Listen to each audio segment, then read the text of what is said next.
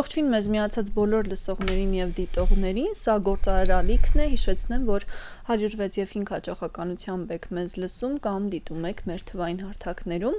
եւ սա Թարմուղեղով զրույցն է, իսկ Թարմուղեղով իմ զրուցակիցը Սեդա Աղբալյանն է, Երևանի քաղաքապետարանի տուրիզմի բաժնի նախկին պետը, ողջույն Սեդա ջան։ Ողջույն Մոնիկա։ Շնորհակալ եմ շատ, որ այստեղ եք, նաեւ մեր դիտողներին, լսողներին հիշեցնեմ, որ դուք մեզ մոտ հաղորդում եք վարել որոշ ժամանակ, կարծում եմ կհիշեն ձեզ, բավականին հետաքրքիր հաղորդում էր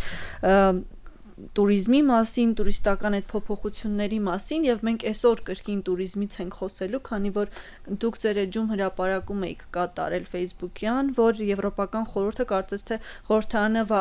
հավանություն է տվել նոր փոփոխություններին ու ավիա ուղևորների իրավունքների մասով։ Ես կուզեմ մի փոքր հետ գնանք, հասկանանք թե ինչ է եղել, որ ինչն են փոխել։ Այդտեղից սկսենք, հետո հասկանանք թե փոփոխությունները որքանով են մեզ համար շահավետ։ Նախ շնորհակալություն հրավերի համար, ես եմ սիրով հիշում, ջերմորեն եմ հիշում այն հաղորդաշարը, որ այս տաղավարում վարում ենք եւ անդրադառնում ենք տուրիզմի ավիացիայի բազմաթիվ խնդիրներին, իսկ դրանք շատ են թե ամբողջ աշխարհում, թե հատկապես մեր երկրում, եւ շատ մեծ են խնդիրները սպառողների իրավունքների մասով, այսինքն ուղևորների իրավունքների մասով։ Այս մասով Եվրոպական միությունը ուներ Եվրոպայի խորհրդարանը ուներ կարգեր եւ 2004 թվականին ընդունված դեռևս կարգեր կային սպառողների իրավունքների մասով, սակայն COVID-ի շրջանը, պատերազմական շրջանները հասկացնել տվեցին, որ այնուամենայնիվ կան թերի կետեր այս մասով եւ ուղևորների իրավունքները միշտ չեն պաշտպանված, որից հետո 2023 թվականից սկսած Եվրոպայի խորհրդարանը ուրեմն քննարկում էր նոր կարգ ներդնելու անհրաժեշտությունը եւ վերջո այդ կարգը ներդրվեց, որը որոշակի փոփոխություններ ունի նախկին կարգի հետ։ Եվ այս ընթացքում իդեպ կարգը որոշակիորեն դրսևորվում էր, այսինքն արդեն իսկ կարգը գործում էր, սակայն այսպես ասած թղթին հանձնված չէր, որոշ կետեր արդեն իսկ գործում էին զուտ ավիաընկերությունների հետ պետական պայմանավորվածությունների արդյունքում։ Այո, հիմա ավելի պաշտոնական բնույթ ունի եւ ավիաընկերությունները իրենց կամքով չեն կարող շրջանցել այս օրենքները։ Նույն հիմնական փոփոխությունները հատկապես վերաբերվում են նրան, որ ուղևորները օրինակ առաջ ձերքի ուղեբեռը շատ low cost ավիաընկերությունների մոտ պարզապես տարիֆում ներառված չէր, այնուհետև մարդիկ գնում էին կրկնակի երակի անգամ տոմսը թանկանում էր, խոսքը ոչ թե ձերքի փոքրիկ պայուսակի մասին է, այստեղ մարդիկ սխալ ընկալում ունեն, այլ խոսքը հենց cabin baggage հասկացության մասին է, այսինքն ձերքի ուղեբեռի մասին է, այդ փոքրիկ պայուսակը այլ բան է, ձերքի ուղեբեռը այլ բան է։ Եվ Եվրոպայի խորհրդարանը սա համարել է մարքեթինգ ավիաընկերությունների կողմից, այսինքն գտել է, որ պարզապես շատ էժան տարիֆ ներկայացնելը այնուհետև այսպես աստիճանաբար ավելացնելը շատ թանկ է եւ որոշում է կայացրել, որ այնուհետև ինչ արժեք հրապարակվում է, անպայման պետք է ձերքի ուղեբեռի գինը ներառված լինի այդ արժեքի մեջ։ Կարևոր կետ էր նաեւ այն, որ ընդհանուր քանի կետի փոփոխություն է եղել, թվով կհիշեք։ Մոտ երևի 10 կետի փոփոխություն կար։ Կետերից մեկն էլ այն էր, որ փաստորեն հիմա low cost ավիաընկերությունները, ինչպես գիտենք, նստեցումը կամայականորեն է կատարում եւ չէր պարտադրված, որպեսզի երեխաները ծնողների կողքին անպայման նստեն եւ հիմա արդեն դա պարտադրվում է։ Այսինքն ընտանիքի անդամների ամբողջական մեկ տեղում լինելը վճարովի է, չէ՞, նախքին բռնում կար, մեր կարգ կար որոշակիորեն մարդկայնորեն այսպես ավիաընկերությունները շատ հաճախ ծնողների կողքին էին նստացնում, բայց ինձ գոնե շատ է հաճախ պատահել, եթե ոչ Հայաստանից թռիչքների դեպքում, Եվրոպայի ներքին թռիչքների դեպքում, ես շատ եմ տեսել, որ օրինակ մայրը երեխայի հետ այլ տեղում է նստած, հայրը մեկ այլ տեղում է նստած, այսինքն ըստեյության մորը երեխայի հետ թողել է նույն տեղում, բայց ճիշտ կլիներ նաև որ մյուս խնամակալը երեխայի հայրը կողքին լիներ, այն ժամանակ միասին են նստել։ Ինչ որ սիմվոլիկ գումար վճարվում էր, որպեսզի հնարավոր լինի նաև տեղափոխություն։ Այո, դա վճարովի ծառայություն էր, կարող էր ցանկացած ոք կարող է վճարել եւ իր տեղը ամրագրել կողքի, սակայն եթե դրա հնարավորությունը չկա, հաճախ այսպես հեռու էին նստում, ինչը խնդիրներ էր առաջացնում առաջին հերթին երեխաների համար։ Նույնը հաշմանդամություն ունեցող մարդկանց վերաբերյալ էր, այսինքն նրանց ուղեկցող մարդիկ միշտ չէ որ կողքին նստատեղ կարողանում էին ամրագրեն, սակայն հիմա արդեն օրենքը թույլ է տալիս, որ միմյանց կողքին տեղերը անվճար տրամադրվեն։ Ինչ որ հատուկ իրավիճակներ են եղել, որ դրանից հետո է որոշում կայացվել, որ այդ մասով պիտի փոփոխություն պարտադիր իրականացվի։ Գիտեք ոնց դե հիմա ամենամեծ իրավիճակը ու ոչ թե կոնկրետ այս նստատեղերի մասով եմ ասում, այլ ընդհանրապես ամենամեծ իրավիճակը COVID-ն էր, որը եկավ եւ ցույց տվեց, թե որքանով են ավիացիայի ոլորտում թույլ պաշտպանված պարողների իրավունքները։ Հենց COVID-ի շրջանը մեզ հասկացնել Եվրոպայի պաշտոնյաներին հասկացնել տվեց, որ ամեն դեպքում շատ թերի են պաշտպանված պարողների իրավունքները, շատ ոչ հստակ է ֆորս մաժորային իրավիճակները, այսինքն հստակեցված չի կոնկրետ որն է արտակարգ դեպք համարվում, որը չէ, այս մասով եւ շատ հաճախ այսպես ուշացումները, թռիչքների չեղարկումները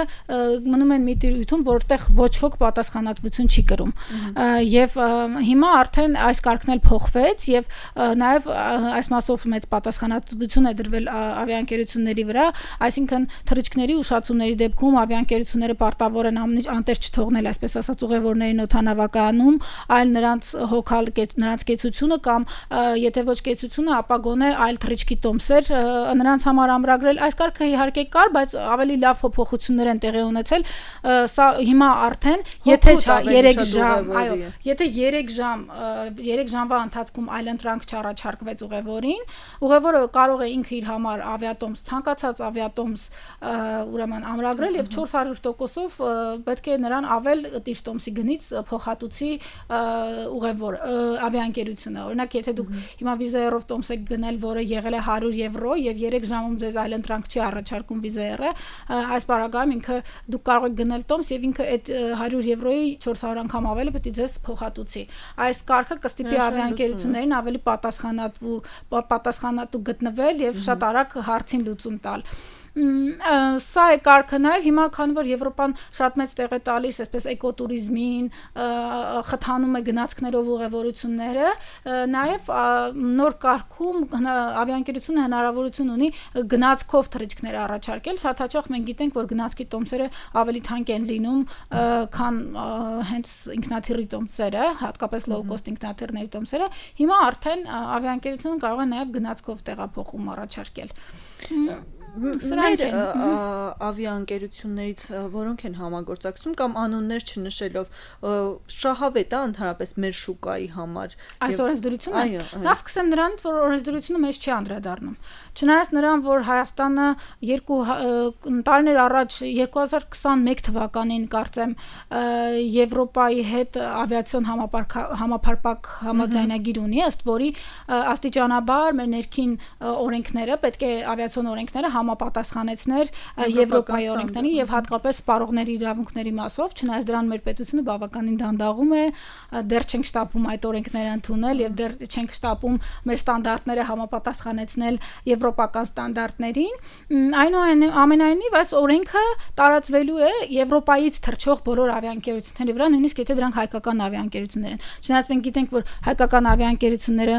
սև ցուցակում է Եվրոպայի եւ դեռևս թռիչքներ չեն կարողանում իրականացնել, դա այլ այսպես կոդերի տակ է իրականացվում, նույնիսկ Flyvan-ը եւ այլն մեր հայկական ավիաընկերությունները, ամեն դեպքում նույնիսկ եթե դրանք եվրոպական ավիաընկերություններ չեն, եվրոպական երկրից թռչելու դեպքում պարտադիր այդ օրենսդրությանը ենթարկվելու են։ Այլ բան է, որ Հայաստանից թռչելու դեպքում չեն ենթարկվելու։ Օրինակ, եթե ուշացումը Հայաստանում եղավ, նրանք նույն կարգերին, նույն խիստ պատիժներին չեն արժանանալու, բայց եթե Եվրոպայից խախտում արեցին,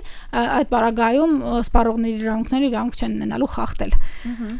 Սա է տարբերությունը։ Վերջին շրջանում եւ առհասարակ վերջին տարիներին շատ է չէ քննարկվում վիզայի ազատականացման հարցը, որքանով եք հավանական համարում հատկապես այս փուլում, որտեղ ընտրություններից հետո, այլ ընտրություններից առաջ էլ շատ խոսվել է դրա մասին, ինչ կասեք այդ մասով, որքանով ենք մենք մոտ կանգնած։ Ոայ դա այնքան բարդ հարց է եւ ես ինքս չեմ կարող որևէ գնահատական տալ, դա պետական մարմինների տիրույթում է։ Ամեն դեպքում այն ինչ ես լսել եմ պետական պաշտոնյաների ելույթներից եւ եզրակացության եմ եկել, ես տեսնում եմ, որ բազմաթիվ լուրջ քայլեր են կատարվել, այսինքն մի շարք քայլեր պետք է 78, եթե չեմ սխալվում, կետից բաղկացած ցանկ կար, որ պետք է բոլոր այդ քայլերը կատարվեին, որպեսզի կարողանանք մոտենալ վիզաների ազատականացմանը եւ ես հետեւում եմ, տեսնում եմ, որ ներքին գործերի նախարարությունը պարբերաբար այսպես ներկայացնում է հանրությանը ինչ քայլեր քայլեր են կատարվել եւ տեսնեմ որ զգալի քայլեր կատարվել են, այսինքն մենք այդքան էլ հեռու չենք այդ օրից, երբ մենք կտեսնենք վիզաների ազատականացումը։ Կախված է պետական մարմինների աշխատանքից, որոնք օրինակ մեր այդպես ստանդարտներում չեն եղել, բայց մենք գնացել ենք դրան ու շատ լավ է, որ այդ եվրոպական մոտեցումներով ենք շարժվում, որպեսզի նաև ազատականացման գնանք։ Այդ կետերը 75 ասեցիք։ 78 կարծես թե հստակ չեմ հիշում, ես հենց կոնկրետ այդ մասով այսպես մասնագետը չեմ, որ կարողանամ, ես զուտ որպես այսպես туриզմի ոլորտի մարդ եւ ուղղակի այո քաղաքացի, որ ուսումնասիրել է, զուտ կարող եմ ասել, որ օրինակ նույն առողջության ապահովագրությունը, որը շատ կարեւոր քայլ էր, որպեսզի մենք մի քայլով մոտենանք վիզաների ազատականացմանը, որովհետեւ շատ հաճախ մեր հայրենակիցները այդ ապօրինակ արտագաղթը կապված էր դինում հատկապես առողջական խնդիրները լուծելու հետ, այսինքն շատ քաղաքացիներ հենց ապօրինի գնում են եւ այսպես ասած հանձնվում են Եվրոպայում հատկապես իրենց առողջական խնդիրները լուծելու համար, սակայն հիմա առողջապահության ապահովագրությունը թույլ է տալիս տեղում առողջական խնդիրները լուծել եւ այս առումով սա մեկ մեծ քայլ առաջ էր, ես կասեի, տարբեր նույն սպառողների իրավունքների մասով էլ կարծես թե կան պահանջներ, որոնք աստիճանաբար կյանքի կկոչվեն եւ այսպես վիզայի ազատականացումը միգուցե մի օր դառնա իրատեսական։ Շատ լավ, հետ գնալով փոփոխություններին 2-3 կետ մենք քննարկեցինք, բայց էլի կետեր կան։ Կուզեմ հերթով էլի անդրադառնանք, որպեսզի բաց հատվածներ չմնան։ Այո, այդ կետերից ես փորձեմ ես ինքս էլ հեռախոսով հիշել այդ կետերը վերհիշել, հիմա կբացենք միասին կնայենք։ Այսինքն այսպես դրանք ըստ էության այդ կարգը ինչ որ առումով արդեն իսկ ոչ պաշտոնական գործում էր, բայց հիմա ավելի պաշտոնական ուժի մեջ կմտնի։ Տեսեք, մենք խոսեցինք արդեն 400%-ի մասին, որ կտան, այսինքն հա, փոխհատուցումների կարգը ամենակարևոր բաներից մեկը։ Նախկինում ավիաընկերությունների համար այսպես մանիպուլատիվ շատ բան կար, այսինքն իրենք շատ հեշտ կարողանում էին շրջանցել եւ ասել, որ սա արտակարգ իրավիճակ չի համարվում ուղևորին եւ խուսափել դույժեր վճարելուց, փոխհատուցումներ տալուց։ Հիմա ավելի է հստակեցվել, որ դեպքերում պետք է փոխհատուցվի եւ որ դեպքերում չփոխհատուցվի։ Եվ այդ հստակեցումը նաեւ ժամկետային առումով է, այսինքն հստակ պետք է 9 ամսվա ընթացքում փոխհատուցումները տրամադրվեն, այսինքն տարիներով ձգել, պատճառաբանություններ գտնել չփոխհատուցելու համար այլևս հնարավոր չի լինում։ Բայց այս ամենի մեջ ամենակարևոր բանը օրենքին տիրապետելն է։ Շատ կարևոր է, որ հենց ուղևորները օրենքին լավ տիրապետեն, որովհետեւ երկկողմանի ամեն դեպքում սա պիտի ուղևորն էլ ծանոթ լինի, թե ինչ իրավունքներ ու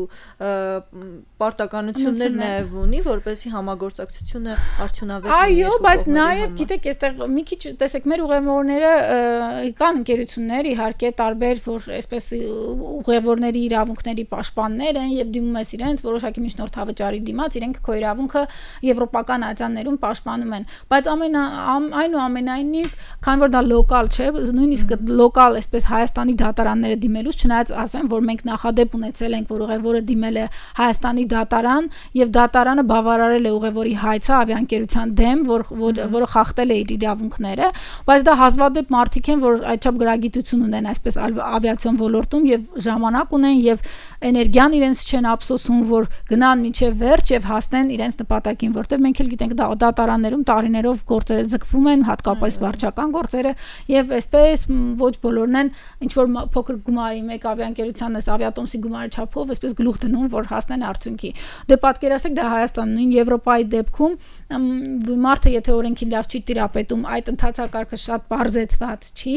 ինքը երկար այսպես չի գնալու դրա հետևից, որ դիմի ավիաընկերությունը իրեն մերժի, հետո նորից դիմի, որ դատարան եւ շահի, դա տարիներ տևող ծախսեր պահանջող process է, որ շատ հաճախ խուսափում են։ Ինձ համար կոնկրետ շատ ավելի կարևոր է, որ Եվրոպան ավելի եւ ավելի բարձեցնի այդ դիմելու ընթացակարգը, այսինքն մարդը, որ սովորական ուղևոր է, պարտավոր չէ տիրապետել իրավական ակտերի, ինքը շատ ավելի հեշտ կարողանա այդ ընթացակարգը, այդ փաստաթուղթը լրացնել եւ ուղարկել եվրոպական ատյաններին կամ ավիաընկերությանը։ Ես կոնկրետ երբեմն առնչվել եմ նման դեպքերի, նաեւ տուրիստական բաասական ոլորտում ուղևորների իրավունքների մասով եւ օրինակ երբ դիմել ենք ավիաընկերությանը, տեսնենք, որ բավականին վարչարար բյուրոկրատ process է այդ process-ը, որ մենք բողոքարկումը լրացնենք, ուղարկենք ավիաընկերությունը ուսումնասիրի եւ մեզ փոխհատուցի։ Այսինքն այնպես է արած, որ մեծ մասամբ իրենք այդ փոխհատուցումներից խուսանավեն։ Ինձ համար ամենակարևորը դա է, որ իրենք ընդհանրակարգը պարզեցնեն, որ նույնիսկ կարիք չլինի դիմելու, այլ խախտվել է իրավունքը, անմիջապես այդ փոխհատուցումները տրամադրվեն։ Այո։ Քանի որ տուրիստական բավականին լավ սեզոն է, մենք փորձենք նաև туриզմից խոսել, թե ինչ փոփոխություններ կան եւ առաջին բանը ուզում եմ, որ մեր ավիաուղևորների գրագիտությունից խոսենք, դուք մասամբ գրագիտությունից խոսեցիք, վերջին տարիներին հատկապես հայերը շատ են ճանապարհորդում, հատկապես դեպի Եվրոպա։ Այ որքանով է գրագիտությունը փոխվել մեր ուղևորների, ինչ փոփոխություններ կան ու ինչը կարելի է փոխել ըստ ձեզ, ինչի վրա շատ լավ հարց է, որովհետև տեսեք, նախ սկսեմ վիճակագրությունից, դեռևս մի 5-6 տարի առաջ մեր ուղևորահոսքը մաքսիմում որ ունեինք, դա 300,000 հոգիներ, որ Հայաստան ներս դուրս երամ հայ քաղաքացիների, նախորդ տարվա համեմատ կարծեմ 1.6 միլիոն ուղևոր ենք մենք ունեցել, որոնք ճանապարհորդել են Հայաստանից դուրս են եկել եւ վերադարձել են։ Պատկերացրեք դա որքանով է աճել այդ ճանապարհորդությունների թիվը։ Եվ այդ փորձի հետ էլ գրագիտությունն է գալիս, այսինքն փորձի հետ աստիճանաբար մարդիկ սովորում են որն է ճիշտ, որն է սխալ, ինչպես պետք է իրենց իրավունքը պաշտպանեն եւ գնում են։ Իհարկե դրա համար կան նաեւ ասոցիացիաներ, մի շարք ասոցիացիաներ եւ ֆեդերացիաներ ունենք մենք Հայաստանի Հանրապետությունում, որ տուրիստների զբոսաշրջիկների իրավունքներն են պաշտպանում ինչ որ առումով, բայց այստեղ էլ ռեալ գրագիտություն չկա, որ կարողանան այսպես մասնագետները նորմալ կարողանան ուղևորների իրավունքները պաշտպանեն։ Մենք ունենք մրցակցության պաշտպանության հանձնաժողովը, որը վերջերս դարձավ նաև սպառողների իրավունքների պաշտպանության հանձնաժողով, եւ այնտեղ ունեն սպառողի օգնական հարթակը, որ խնդրի դեպքում կարելի է դիմել եւ արագ լուծել, բայց ես լավ գիտեմ, որ դա այդքան էլ པարզ ընդհանրակարգ չի լինելու եւ ավիաընկերությունների հետ կապի դուրս գալը եւ նրանց ինչ որ բան համոզելը այդքան էլ հեշտ չի, այսինքն միևնույն է process-ը դժվար է լինելու։ Գիտեք, այստեղ պետական իրազեկվածությունը շատ մեծ նշանակություն ունի եւ օրենսդրությունը։ Դիցուք օրինակ մեր ավիատոմսերի դեպքում Հայաստանի Հանրապետության Հայաստանի Հանրապետությունում գրանցված եւ լիցենզիա ունեցող օդանավ շահագործողի վկայական ունեցող ավիաընկերությունները նույնիսկ տոմսերի վաճառք իրականացնելիս ուղևորի իրավունքը չեն պահում։ Այսինքն շատ հաճախ տոմսերի մեջ դրված չի այսպես բացվածքը վաճառքի։ Օրինակ եվրոպական ավիաընկերությունների դեպքում տոմսերի բացվածքը պարտադիր կերպով տրվում է։ Սա տոմսի արժեքն է, որը օրինակ վերադարձի ենթակա է կամ վերադարձի ենթակա չէ։ Սա օդանավականի սահմանած վճարումներն են, սա պետական տուրքերն են, սա հարկերն են, սա վառելիքի ծախսերն են, սա ադմինիստրատիվ ծախսերն են։ Այսինքն շատ հստակ մարդը տեսնում է ինչից է բաղկացած իր տոմսը, ինչու է ձևավորվել այդ արժեքը, գնագոյացումը տեսնում է։ Եվ երբ որ օրինակ չեղարկում են, նույնիսկ եթե դա վերադարձի ենթակա տոմս չէ, ինքը հարկերը, տուրքերը, օդանավականների վճարները հետ պետք է ստանա, որովհետև այս պարագայում նա չի օգտվել օդանավականից, պետության այդ տուրքը չի վճարվել, ավիաընկերությունը նրա փոխարեն չի վճարել, այլ հարկեր չեն վճարվել, բայց միևնույն է ավիաընկերությունը շատ հաճախ ասում է տոմսը վերադարձի ենթակա չէ, ոչինչ չի վերադարձնում, բայց կարգը այդպես չէ, պետք է տոմսը ունենա բացվածք եւ բացվածքի մեջ հստակ տոմսի տարիֆը կարող է չվերադառնա, կարող է եւ այնպիսի տարիֆ է, որ վերադարձի ենթակա չէ, բայց հարկերը, տուրքերը, այլ վճարները օդանավականի պետք է անպայման թափանցիկ Երևան եւ վերադարձվեն։ Այս մասով կրկին մեր օրենսդրությունը նման պահանջ չի ներկայացնում, ինչից էլ բնականաբար ավիաընկերությունները կօգտվեն։ Քանի որ տոմսերի գներին մի փոքր անդրադարձակ, շատերը կրկին հարց ունեն, թե ինչից է որ գները այդքան ցածր են դեպի Եվրոպա եւ որքան էլ որ ճանապարհորդում են, մարդկանց այդ հարցը շարունակում է հետաքրքրել։ Դուք ունեք դրա պատասխանը։ Ոյ, տեսեք, ես ավելի շատ туриզմի մասնագետ եմ եւ այսպես ավիացիայի դաշտ շատ չեմ ուզում։ Ես վստահ եմ, որ դուք ամեն ինչից տեղյակ եք եւ ես փորձում իհարկե հնարավորությունը օգտագործել։ Բնականաբար մի ոլորտում եթե աշխատում ես, փորձում ես մաքսիմալ շատ ինֆորմացիա ունենալ եւ այսպես խորանալ, ուսումնասիրել։ Տեսեք, low cost հասկացությունը առհասարակ ինչ է։ Նախկինում օդանավականները տոմսը գնելիս մարդիկ պարտադիր ստանում էին ուտելիք օդանավականի մեջ, իրենց տեղը հստակ իրենց հարազատների կողքին ամրագրված էր, դրանք ամեն դեպքում օդանավական դրա վրա ծախսեր, չէ՞, ավիաընկերությունը դրա վրա ծախսեր անում, այսինքն ուտելիքի համար նա ծախսում էր։ տեղի համար նա աշխատող էր պահում, որը ռեգիստրացիայում, օդանավականի ռեգիստրացիայում կհոգա, որպեսզի մարդը իր հարազատի կողքը նստի։ Հիմա մեր օդանավականը դեռ չունի, բայց եվրոպական օդանավականների մեծ մասում ունեն այդ self-check-in հասկացությունը, այսինքն մարդը ինքը իրեն check-in է անում եւ անցնում է։ Եթե նույնիսկ այսպես ուղեբեռ չունի հանձնելու, ինքը կարող է իր check-in-ը անցնել եւ դրա համար պետք չէ աշխատող պահել, որպեսզի այդ check-in-ը կատարի։ Հետևաբար այդ աշխատավարձը մեր տոմսի վրա չի երևում, այսինքն դա նվազեցնում է արժեքը, բայց նաև ես իհարկե կրկին ասում եմ, որ ես կոնկրետ ինքնաթիռների եւ ավիացիայի մասնագետ չեմ, բայց գիտեմ նոր մոդելի ինքնաթիռներ են, որոնք ավելի քիչ ծախսատար են, ավելի քիչ ավիավառելիք են օգտագործվում եւ սա էլ նվազեցնում է տոմսի արժեքը։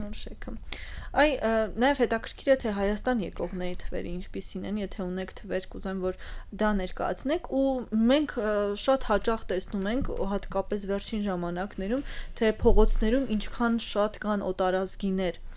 հատկապես որ երկրներից են այս պահին շատ հոսքերը դեպի Հայաստան ու սեզոնով է պայմանավորված թե մենք ամբողջ տարին ենք այդ պտույտը ունենում Չէ, բնականաբար մենք ամբողջ տարին նման հոսք չենք ունենում, туриզմի կոմիտեն եւ վիճակագրության կոմիտեն այդ տվյալները հրապարակում են, ամեն երամսյակը մեկ հրապարակում են, մենք տեսնում ենք ձմռանը մենք այդպիսի հոսքեր չունենք, սովորաբար մեծ հոսքերը դինում են ամռանը, աշնանը, հատկապես աշնանը մեզ մոտ լավ սեզոն է համարվում, անցյալ տարին այսպես 2 միլիոնից ավելով ենք փակել կարծես թե Այստեղ իհարկե առաջին տեղում ռուսներն են, որ ամենամեծ շուկան ռուսական շուկան է, որ գալիս են Հայաստան, երկրորդ տեղում վերջին տարիներին հաճախ կարող ենք տեսնել Վրաստանը, քիչ չէ հոսքը ասիական երկրներից սկսել է աստիճանաբար ավելանալ, նու հիմնականում սա է, եւ իհարկե չպետք է մոռանանք, որ այս թվի մեջ զգալի թիվ է կազմում հենց սփյուռքահայերի Հայաստան գալը, այսինքն իրենց հայրենիք են վերադառնում ամառվա սեզոնին, թե էքսպատները, որ դրսում են աշխատում, հայ մարդիկ, որ պարզապես դրսում են աշխատում, ունեն ամառային արձակուրդներ եւ գալիս են, եւ թե մեր հայրենակիցները, որոնք սփյուռքում են ապրում, դրսում են ապրում, իրենք ամառային արձակուրդները սովորաբար Հայաստանում են անցկացնում, եւ սա փոքր թիվ չի կազմում այդ 2.2 միլիոնի մեջ։ Նաեւ Վրաստանի դեպքում փոքր թիվ չեն կազմում կոնկրետ հայկական այսպես տարածքների մարդիկ, որ գալիս են Հայաստան, ախալքալակը եւ այլն, դա էլ փոքր թիվ չի կազմում, որ Վրաստանի հայերն են Հայաստան գալիս։ Ամեն դեպքում վատ ցուցանիշ չէ, ես կարծում եմ։ Նաեւ ուզում եմ նշել, որ այսպես ասած մաս туриզմից աշխարհի զարգացած երկրները աստիճանաբար հրաժարվում են, այսինքն մաս туриզմի ճանապարհով գնացել են ամենազարգացած երկրները Ֆրանսիան, Իտալիան, Հունաստանը, իրանք հասել են հսկայական թվերի, այսինքն տարեկան 100 միլիոն տուրիստ, տարեկան 50 միլիոն տուրիստ եւ ամեն դեպքում դրանից հետո հասկացել են դրա վնասը մեծ։ Այսինքն մի կողմից իհարկե լավ է, որովհետև եկամուտներն են մեծանում, այսպես արտարժույթն է հոսում դեպի երկիր, որտեղ արտարժույթը շատ կարևոր բան է, որ երկիրը արտարժույթ ունենա, բայց միևնույն ժամանակ այդ մաս туриզմը բերում է նրան, որ շատ հաճախ բնության ռեսուրսները մենք չենք կարողանում պատշաճ պահպանել, պետությունը այդ ռեսուրսը չունի, որ այդպես բնությունը չհավիրվի այդքան մեծ հոսքի դեպքում, պատմամշակութային ժառանգությունը միշտ չենք կարողանում շատ լավ պահպանել։ Դրա համար հիմա շատ երկրներ հրաժարվում են այդ մաս туриզմից, այսինքն իրենք գնում են ոչ թե շատ տուրիստներ գան, այլ գան որակով եւ այսպես չեմ ուզում կոպիտ հնչի, բայց ծախսող տուրիստներ, որ գան մեր երկրում նորմալ գումար թողնեն, այսպես ասած, բայց նաեւ մաքսիմալ քիչ վնաս հասցնեն մեր բնական ռեսուրսներին, մեր պատմամշակութային ժառանգությանը։ Դա հետաքրքիր է, այ կլիմայական փոփոխությունները ոնց են ազդել туриզմի վրա, որովհետեւ մենք տեսնում ենք, չէ՞, վերջին շրջանում էլ, որ հատկապես Եվրոպայում եղանակները բավականին տաք են, ինչը աննախադեպ է Եվրոպայի համար, Հայաստանում մենք տեսնում ենք, որ եղանակները համապատասխան չեն նախկինում եղածին, այո։ Այս հուլիսը նախորդ տարվա հուլիսը չէ հաստատ, համաձայն։ Ոնց է ազդել դա туриզմի վրա։ Դե զբոսաշրջիկների մեծ մասը, զգալի մասը, իհարկե եղանակը իր համար ամենակարևորն է, կլիման ամենակարևոր բանն է, դրա համար շատ հաճախ ամառային սեզոնին մարդիկ խուսափում են Հայաստան գալուց, որովհետև շատ շոկ էր լինում։ Այո, ասացիք, որ աշունն է հատկապես լավ սեզոն, բայց հիմա կարծես թե աշունը ցուրտ է։ Այս տարի լավ էր եղանակը, հովեր, ամռանը, դրա համար կարծում եմ շատ մարդիկ կգան, շատ մարդիկ են գալիս, բայց ամեն դեպքում կլիման մեծ նշանակություն ունի, օդի աղտոտվածությունը շատ երկրների քաղաքացիների համար նշանակություն ունի, եվրոպական տուրիստները հատկապես շատ պահանջկոտ են եւ իրենք անպայման նայում են տվյալ տարածաշրջանը օդը որքանով է մաքուր, որտեղ իրենք ուզում են իրենց արձակուրդը անցկացնել մաքուր օդ ունեցող երկրներում, մեղմ կլիմայով, առողջ միջավայրում։ Դրա համար սա մեծ նշանակություն ունի։ Հայաստանից էլ ասեմ, որ դեպի շոկ երկրներ, նաև դեպի Եվրոպա հոսքը պակասել է, դե չեմ ասում, որ վիզաները այս տարի այդ վիզաների ստացումը դա մի անասելի դժվար process էր եւ չմեկնաբանված բարդ, որ անհասկանալի բարդ, որևէ մեկը չի հասկանում ինչու է այդ process-ը այդքան բարդ, բայց միևնույն ժամանակ եվրոպական սաստիկ շոկերը Ֆրանսիայում, Իտալիայում, Գերմանիայում բերեցին նրան նաև, որ մարդիկ, այո, նախընտրեցին այլ ավելի զով հանգստավայրեր գնալ, որտեղ ոչ մեկն էլ չի ուզում մեծ գումարներ ծախսի եւ ռեալ արդյունք չստանա, լավ չհանգստանա։ Հաղորդման վերջում ամեն դեպքում որտեղ խորհուրդ կտակ Հայաստանում գնալ։ Օй, Հայաստանում այնքան գեղեցիկ վայրեր կան, ամենտեղ գեղեցիկ է, գիտեք, այո, եւ չբացահայտված։ Ինքս շատ եմ սիրում Հայաստանի հարավը, ինքս Տաթևի վանքը դա մի հրաշք միջավայր, հրաշք տեղ, այդ կողմերը առհասարակ կլիման է շատ հաճելի։ Ես այդ վայրերն եմ շատ սիրում։ Դիլիջանն է շատ զարգացած հիմա ենթակառուցվածքներ ունի։ Կարելի է գտնել լավ հյուրանոցներ, լավ ռեստորաններ, ակտիվ կյանք, համերգներ, Դիլիջանում էլ եւ այգիներ, ինչը Երևանում չկա, հրաշալի այգիներ կան, որ կարելի է թթվածին շնչել եւ անտառների մեջ շատ լավ գեղեցիկ ժամանակ ունենալ։ Իջևանը շատ լավ վայր է, նաև ես կարծում եմ, որ Գյումրին էլ հյուրանոցային, այո, բազան բավականին լավացրել է հյուրանոցային բազան, այնտեղ կարելի է օրինակ սպա հյուրանոցներ գտնել եւ շատ մարդիկ հիմա ամբողջ աշխարհում այդ սպա եւ վելնես туриզմը շատ տարածված է, մարդիկ շատ գնում են հյուրանոց, այսպես նաեւ սպա ծառայություններից օգտվելու համար, նաեւ Գյումրու պատմամշակութային ժառանգությունը այդ հանգստությունը, որ կա Գյումրիում։ Երևանը բոլորս գիտենք ինչ անհանգիստ քաղաք է դարձել, ինչքան շատ այսպես խցանումներ, նյարդային կյանք, իսկ այնտեղ այդ ամեն ինչից կտրված շատ հանգիստ կարելի է վայելել քաղաքը, պատմամշակութային ժառանգությունը։ Դեպի սահմաններ մի խոսքով, դեպի գյուղերն այո։ Իհարկե դա արդեն մարդու ներքին, այսպես որպես քաղաքացի, որպես հայրենասեր մարդ, իհարկե եթե այսպես շատ կարևոր չի որ շքեղ հյուրանոցներ մնան, սահմանային տեղերում ապրելը, հանգստանալը միայն կզարգացնի այդ տարածքները եւ կամրապնդի Հայաստանի դիրքերը։ Այո, շնորհակալ եմ ձեզ զրույցի համար։ Ես եմ շնորհակալ։ Մեզ լսողներին եւ դիտողներին հիշեցնեմ, որ իմ զրուցակիցը Սեդա Աղբալյանն էր, Երևանի քաղաքապետարանի туриզմի բաժնի նախկին պետը։ Կհանդիպենք, լավ եղեք։